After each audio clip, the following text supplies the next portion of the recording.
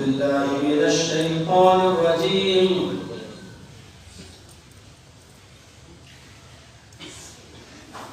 بسم الله الرحمن الرحيم.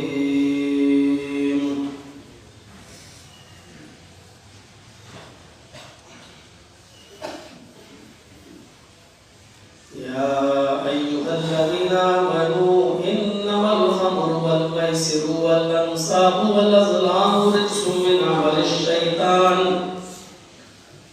فاجتنبوه لعلكم تفلحون. رب اشرح لي صدري ويسر لي أمري واحلل عقدة من لساني يفقهوا قولي.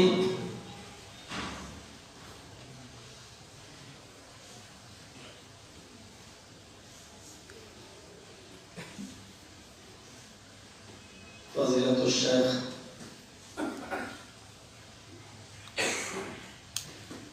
جنید مکی حفظہ اللہ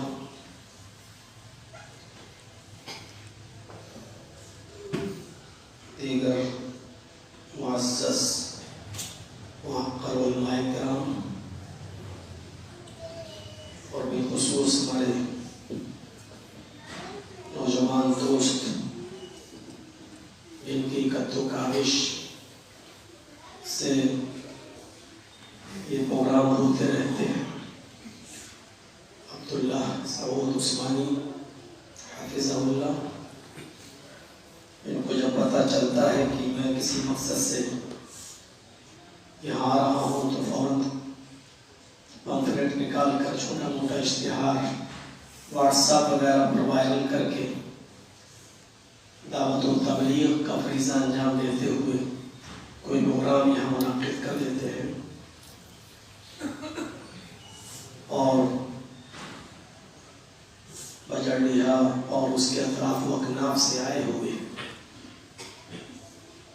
اور وہ جوار سے تشریف لائے ہوئے اور اس مسجد میں جو لوگ جمع ہیں، معزز سامعین حضرات، معاشرے کے اندر اس وقت بہت سی برائیوں نے جنم لیا ہے۔ نبی اکرم صلی اللہ علیہ وسلم نے بخاری شریف کی روایت ہے کہ آپ نے فرمایا کہ انی ارا ما لا ترون، جو چیز میں دیکھ رہا ہوں وہ تم نہیں دیکھتے۔ پھر آپ نے فرمایا کہ میں دیکھ رہا ہوں کہ آسمان سے فتنے گر رہے ہیں تمہارے گھروں میں، کوقعی القطر، جیسا کہ بارش کے قطرے گرتے ہیں، ایک پانی کی بوند گری اور اس کے بعد دوسری اس کے پیچھے، تیسری اس کے پیچھے، ایسے ہی اللہ کے نبی صلی اللہ علیہ وسلم نے فرمایا کہ میں فتنوں کو آسمان سے گرتے ہوئے دیکھ رہا ہوں۔ ایک فتنہ ختم ہوتا ہے، دوسرا فتنہ اس کے پیچھے جنم لیتا ہے، دوسرا ختم ہوتا ہے، تیسرا اس کے پیچھے آتا ہے، تیسرا ختم ہوتا ہے، چوتھا اس کے پیچھے آتا ہے۔ یہ فتنے تمہارے گھروں میں ایسے ہی گریں گے جیسے بارش کا پانی اور اس کے قطرے تمہارے گھروں میں گرتے ہیں۔ ہم دیکھ رہے ہیں سماج کے اندر، سوسائٹی کے اندر کتنی برائیوں نے جنم لے رکھا ہے۔ ایک دو برائیاں ہوں تو اس پر نشاندہی کی جائے، برائیاں جب اتنی کثیر تعداد میں ہو جائیں کہ جن کا گننا اور جن کا شمار کرنا ہی ممکن نہ ہو، تو یہ سوچنے کی ضرورت ہے اور فکر کی ضرورت ہے پورے سماج کے لیے اور سماج کے سربردہ لوگوں کے لیے، سماج کے معزز لوگوں کے لیے۔ یہ منتھن کرنے کی ضرورت ہے، جس کو ہم کہہ سکتے ہیں چنتن کرنے کی ضرورت ہے اس پر۔ کچھ معاملوں میں آپ بہت جلدی میٹنگیں بلا لیتے ہیں کہ ایسا ہو رہا ہے، ایسا ہو رہا ہے، ایسا ہو رہا ہے، ایسا ہو رہا ہے، کیا ہونا چاہیے۔ ان چیزوں پر بھی سماج کے ذمہ داروں کو میٹنگ کرنی چاہیے کہ فلاں کا لڑکا ہمارے معاشرے معاشرے میں ہمارے سماج میں رات کی تاریکی میں آتا ہے اور شراب کے نشے میں دھت پڑا رہتا ہے اور اپنے گھر جاتا ہے اور ماں بہن کی گالیاں دیتا ہے. ویسے تو نشہ بہت عام ہو چکا ہے اور آپ تعجب کریں گے میں اسی یو پی کا ہی رہنے والا ہوں, کہیں دور کا نہیں, آپ ہی کے اسٹیٹ سے میرا تعلق ہے. 31 دسمبر 31 دسمبر کو رات کے 11:55 کے بعد جیسی 12 بجتے ہیں اس وقت کیا ہوا,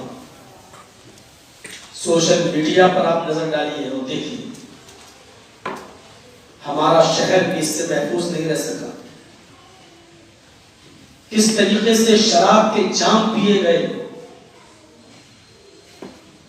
اور 1 جنوری کس طریقے سے منائی گئی, جبکہ کئی تلواریں ہماری گردنوں پر لٹک رہی ہیں. ابھی CAA کا مدعا بھی ختم نہیں ہوا, NRC کا مدعا بھی ختم نہیں ہوا. یہ کے بعد دیگرے مدعے اٹھتے جا رہے ہیں, لیکن اس کے باوجود اس قوم کو ہوش نہیں آ رہا ہے. جشن منایا گیا باقاعدہ, اور لڑکوں نے منایا ہوتا تو ایک حد تک سوچا جا سکتا تھا, لیکن لڑکوں کے ساتھ ساتھ لڑکیوں نے بھی شراب پی. اور ہم غیر مسلموں کی بات نہیں کر رہے ہیں, ہم مسلمانوں کی بات کر رہے ہیں, اور مسلمانوں میں بھی ہم اور دوسروں کی بات نہیں کر رہے ہیں, اپنوں کی بات کر رہے ہیں. اپنے بھی شامل ہیں. اس برائی نے پورے معاشرے کو اپنی چپیٹ میں لے لیا ہے.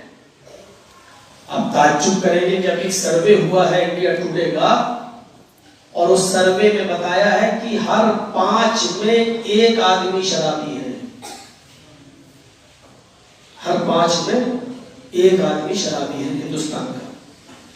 اب سپوز فرض کر لیجئے کہ 1 ارب کی آبادی ہے اس دیش کی, اس ملک کی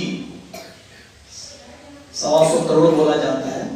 ایک مثال دے رہا ہوں کہ 1 ارب کی آبادی ہے, 100 لاکھ کی آبادی, 100 کروڑ کی آبادی ہے, تو اس میں 20 کروڑ شرابی ہیں. یہ انڈیا کا سروے بتا رہا ہوں میں آپ کو, انڈیا ٹوڈے کا. 100 کروڑ میں اس کا 5واں الگ کر دیجئے, 5 میں سے 1 تو 20 کروڑ ہو گئے. 20 کروڑ میں اونلی 10 کروڑ یعنی آدھے صرف مسلمان ہیں, اور آدھے میں آپ چلے جائیے ہمارے غیر مسلم بھائیوں میں ہندو ہیں, بدھسٹ ہیں, جینی ہیں, سکھ ہیں, عیسائی ہیں, کرسچن, ان تمام لوگوں کو آدھے میں لے لیجیے, آدھے صرف مسلمان. ہم کہاں جا رہے ہیں اور کس طرف جا رہے ہیں؟ ہماری سوسائٹی کس طرف جا رہی ہے؟ اور اگر چنتن نہیں کیا گیا, اس پر غور و فکر نہیں کیا گیا, تو معاف کیجیے گا آگے آنے والی نسل کس تباہی کے راستے پہ چل پڑے گی اس کا اندازہ ہم اور آپ نہیں لگا سکتے. جب اتنی بڑی ریسرچ ہو کے سامنے آ گئی کہ 10-20 کروڑ میں آدھے صرف مسلمان ہو اور آدھے میں ساری قومیں ہوں, تو یہ لمحے فکریہ ہے. میں جانتا ہوں کہ شراب کی لت جب جس کو لگ جاتی ہے تو وہ جلدی چھوٹتی نہیں ہے, جلدی نہیں چھوٹتی. اس لیے شراب اللہ کے نبی صلی اللہ علیہ وسلم کے زمانے میں بھی جب پی جاتی تھی اور صحابہ کرام بھی پیتے تھے, تو آپ اندازہ لگا سکتے ہیں کہ اللہ کے رسول صلی اللہ علیہ وسلم نے بھی فوراً شراب کو حرام قرار نہیں دیا. حضرت عمر فاروق جیسے جلیل القدر صحابی نبی اکرم کو مشورہ دے رہے ہیں کہ اللہ کے رسول یہ شراب ہمارے سماج کو چوپٹ کر رہی ہے, آپ اس کی حرمت کا اعلان کریے. تو اللہ کے رسول صلی اللہ علیہ وسلم یہ کہہ رہے ہیں کہ اے عمر ابھی نہیں، یہ لوگ نئے نئے اسلام لا رہے ہیں، ابھی اسلام سے جڑے ہوئے ہیں، اور شراب جو ان کی رگ رگ میں رچی بسی اور پلی ہوئی ہے اور چڑھی ہوئی ہے، اس شراب کو یہ بیک حرام قرار نہیں دیا جا سکتا ہے، ورنہ یہ لوگ کہیں پلٹ نہ جائیں، یہ تب اگر حرام کر دیں گے تو یہ لوگ کہیں اسلام کو چھوڑ کر دوسری طرف نہ بھاگ جائیں، مرتد نہ ہو جائیں۔ حافظ ابن کثیر نے لکھا ہے بدایہ و نہایہ میں کہ 30 مشورے ایسے ہیں حضرت عمر فاروق رضی اللہ تعالیٰ عنہ نے دیے تھے اللہ کے نبی صلی اللہ علیہ وسلم کو، مشورے تو بہت دیے تھے لیکن 30 مشورے ایسے ہیں جو نبی اکرم صلی اللہ علیہ وسلم نے ریجیکٹ کر دیے تھے حضرت عمر فاروق کے، ابھی اس کا وقت نہیں آیا، لیکن اللہ تبارک و تعالیٰ نے عمر فاروق کے اس مشورے کو تسلیم کیا اور قرآن میں 30 آیتیں ایسی اتاری جو حضرت عمر فاروق کے مشورے کے مطابق تھی۔ ایسے نہیں کہا کہ اللہ کے رسول صلی اللہ علیہ وسلم نے کہ لو کان بعدی نبی لکان عمر، میرے بعد اگر کوئی نبی ہوتے تو وہ عمر ہوتے۔ پڑھیے حافظ ابن علامہ ابن قیم الجوزی کی کتاب زاد المعاد، باقاعدہ اس میں لکھا اللہ کے نبی صلی اللہ علیہ وسلم نے فرمایا کہ اے عمر، ایک مکے والوں کے یہاں جب کوئی بچہ پیدا ہوتا ہے تو اس کو کھجور یا شہد یا کھجور کا رس چکانے کے بجائے یا شہد اس کو کی زبان میں رکھنے کے بجائے پیدا ہونے کے بعد جو قوم پیدا ہوتے ہی بچے کی زبان پر سب سے پہلے شراب کے قطرے ڈالتی ہو، گھٹی کی جگہ شراب پلائی جاتی ہو، جو بچہ پیدا ہوتا ہے اس کو سب سے پہلے شراب پلائی جاتی ہو، 2 4 5 6 قطرے اس کے منہ میں سب سے پہلے شراب ڈالے جاتے ہو، اس قوم کو آپ اتنی جلدی کہہ رہے ہیں کہ شراب آپ حرام قرار دے دیجئے، شراب سے نسل بگڑ رہی ہے۔ میں جانتا ہوں کہ شراب نقصان دہ ہے، لیکن ابھی شراب کی حرمت کے اعلان کرنے کا وقت نہیں آیا، اللہ کے رسول صلی اللہ علیہ وسلم کو بھی مختلف مراحل سے گزرنا پڑا۔ شراب کے سلسلے میں سب سے پہلے قرآن کی جو آیت نازل ہوتی ہے وہ مکے کے اندر یہ آیت نازل ہوتی ہے، یہ مکی آیت ہے جو میں پڑھنے جا رہا ہوں آپ کے ساتھ۔ شراب کے سلسلے میں سب سے پہلے اس مکی آیت کا نزول ہوتا ہے، لیکن اس آیت کے اندر بھی شراب کو حرام قرار نہیں دیا جا رہا ہے۔ وَمِن ثَمَرَاتِ النَّخِيلِ وَالْأَعْنَابِ تَتَّخِذُونَ مِنْهُ سَكَرًا وَرِزْقًا حَسَنًا۔ یہ آیت مکے کے اندر نازل ہوئی ہے۔ اس آیت کے اندر اللہ تبارک و تعالیٰ نے فرمایا پھلوں میں سے کچھ پھل انگور بھی ہیں اور کھجور کے بھی ہیں۔ وَمِن ثَمَرَاتِ النَّخِيلِ وَالْأَعْنَابِ، پھلوں میں سے پھل کھجور اور انگور۔ تَتَّخِذُونَ مِنْهُ سَكَرًا، جن سے تم نشہ بناتے ہو۔ تَتَّخِذُونَ مِنْهُ سَكَرًا، جن سے تم نشہ تیار کرتے ہو۔ وَرِزْقًا حَسَنًا، اور رزق حسن بھی حاصل کرتے ہو۔ غور کیجئے، ایک طرف تو اللہ تعالیٰ یہ کہہ رہا ہے کہ جس سے تم نشہ تیار کرتے ہو، اور دوسری طرف اللہ یہ کہہ رہا ہے کہ یہ پاکیزہ رزق یا رزق حسن، اچھا رزق بھی ہے۔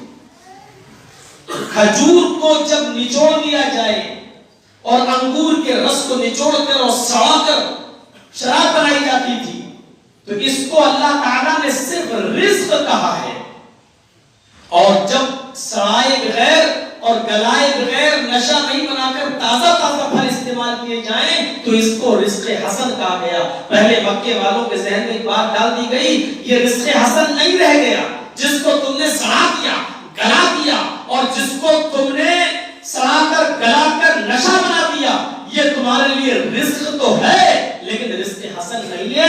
رزق حسن تبھی ہے جب اس کو تم تازہ تازہ استعمال کرتے ہو، ایسے تمہارے پاس آتا اور کھاتے ہو، یہ رزق حسن ہے۔ پہلے ایک چیز ان کے دماغوں میں ڈالی گئی کہ جب نشہ بن جائے تو وہ رزق حسن نہیں رہ جاتا ہے، تاکہ ان کے دماغ اس بات کو ایکسپٹ کر لیں کہ جو چیز ہم استعمال کر رہے ہیں شراب کی شکل میں وہ کوئی اچھی چیز نہیں۔ وَمِن ثَمَرَاتِ النَّخِيلِ وَالْأَعْنَابِ تَتَّخِذُونَ مِنْهُ سَكَرًا، پھلوں میں سے انگور ہے، کھجور ہے، جن سے تم نشہ بناتے ہو. ابھی حرام حرمت کا اعلان نہیں کیا جا رہا ہے، ابھی نہیں کہا جا رہا ہے کہ تمہارے اوپر حرام کر، بس اتنا کہا گیا جس کو تم نے سڑا کر گلا کر نشہ بنا لیا، یہ رزق تو ہے لیکن رزق حسن نہیں ہے. مکے سے ہجرت کر کے لوگ مدینے کی طرف آنے لگے. شراب ابھی حرام نہیں ہوئی. جب مدینے پہنچ گئے تو اب ڈبل مار. جو لوگ مکے سے مدینے گئے وہ تو شراب پیتے ہی پیتے تھے، جو لوگ مدینے میں رہتے تھے وہ بھی شراب کے رسیا تھے اور دلدار تھے. شراب کثرت سے پی جاتی تھی لیکن شراب کے جو نقصانات آیا ہوتے تھے وہ ظاہر ہوتے تھے، اس پر چرچے ہوتے تھے لوگوں کے. ارے یار شراب کے نشے میں یہ کیا ہو رہا ہے، ہم لوگ اتنی پی لیتے ہیں کہ یہ ہوتا یہ نقصان وہ نقصان. تو اللہ کے رسول سے وہاں سوال ہونے لگا، اللہ کے نبی آپ مکے سے مدینہ ہجرت کر کے آئے، شراب کے بارے میں کچھ سوچیے، کچھ بتائیے کیا ہے. مدینے میں قرآن کریم کی جو آیت نازل ہوتی ہے شراب کے سلسلے میں وہ دوسری آیت یہ نازل ہوتی ہے، لیکن اس آیت کے اندر بھی یہ آیت مدنی ہے جو اب میں پڑھنے جا رہا ہوں.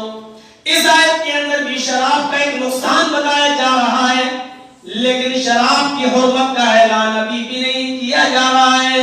يَسْأَلُونَكَ عَنِ الْخَمْرِ وَالْمَيْسِرِ قُلْ فِيهِمَا إِثْمٌ كَبِيرٌ وَمَنَافِعُ لِلنَّاسِ وَإِثْمُهَا أَكْبَرُ مِن نَّفْعِهِمَا.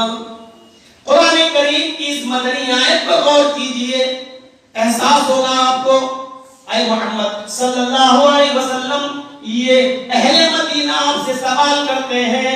یسالونک عن الخمر والمیسر، یہ آپ سے شراب کے بارے میں سوال کرتے ہیں، جوئے کے بارے میں پوچھتے ہیں. آپ اس کے بارے میں اپنا حکمی فیصلہ سنائیے، آپ کی اس میں کیا رائے ہے. قل، تو آپ اناؤنسمنٹ کر دیجئے، آپ اعلان کر دیجئے، آپ فرما دیجئے قل فیہما اثم کبیر، ان دونوں کے اندر بہت بڑا گناہ ہے، ان دونوں کے اندر بہت بڑا نقصان ہے. وَمَنَافِعُ لِلنَّاسِ، اور لوگوں کے لیے کچھ نفع بھی ہے. قرآن کریم کی اس آیت نے یہ اور ظاہر کر دیا کہ لوگوں کے لیے شراب میں اور جوئے میں کچھ نفع بھی ہے. یہاں سے دماغ چکرا جاتا ہے. ایک طرف تو اللہ یہ کہہ رہا ہے کہ کہہ دو فیہما اثم کبیر، بہت بڑا گناہ ہے، نقصان اس کا بہت بڑا ہے. ایک طرف تو یہ کہہ رہا ہے اور پھر اللہ تعالیٰ یہ کہہ رہا ہے کہ وہ منافع للناس، لوگوں کے لیے کچھ نفع بھی ہے. لیکن یاد رکھیے قرآن کی اس آیت کے ایک لفظ پر غور کیجئے، منافع للناس، لوگوں کے لیے نفع کہا ہے، پینے والوں کے لیے نہیں. جو پی رہے ہیں اس کے لیے نہیں کہا. منافع للشاربین نہیں کہا.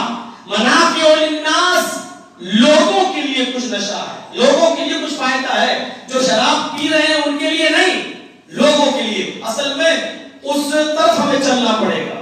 جب یہ آیت نازل ہوئی اس کے سبب ورود اور شان نزول کی طرف ہمیں چلنا پڑے گا. یہ آیت جس وقت نازل ہو رہی ہے، عرب کے لوگ اور اہل مدینہ جب شراب کے نشے میں دھت ہوتے تھے تو ان کے شراب پینے کا مقصد